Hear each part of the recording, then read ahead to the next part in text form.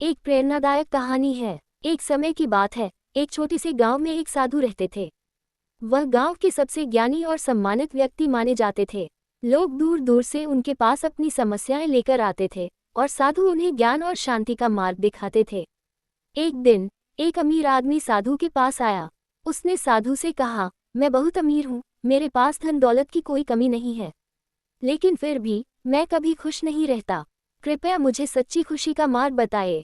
साधु ने उसे मुस्कुराते हुए कहा, तुम्हें सच्ची खुशी पाने के लिए पहले ये समझना होगा कि सच्ची खुशी बाहर से नहीं, अंदर से आती है। अमीर आदमी ने पूछा, मुझे इसका मतलब समझ में नहीं आया, कृपया इसे और स्पष्ट करें। साधु ने उसे एक छोटा सा काम दिया। उन्होंने कहा, यहाँ पास में एक पहाड़ है, उस पहाड़ की चोटी पर जाओ और वहां से एक छोटा सा पत्थर लेकर आओ। अमीर आदमी ने साधु के आदेश का पालन किया और पहाड़ की चोटी पर जाकर एक छोटा सा पत्थर लाया। साधु ने पत्थर को देखा और कहा, अब इस पत्थर को गांव के हर घर में जाकर दान में दो और देखो कि तुम्हें कैसा महसूस होता है। अमीर आदमी ने वैसा ही किया। जब वह पत्थर को हर घर में दान करने लगा तो उसने देखा कि लोग कितने खुश होते हैं और उसकी मदद से कितनी राहत पाते हैं।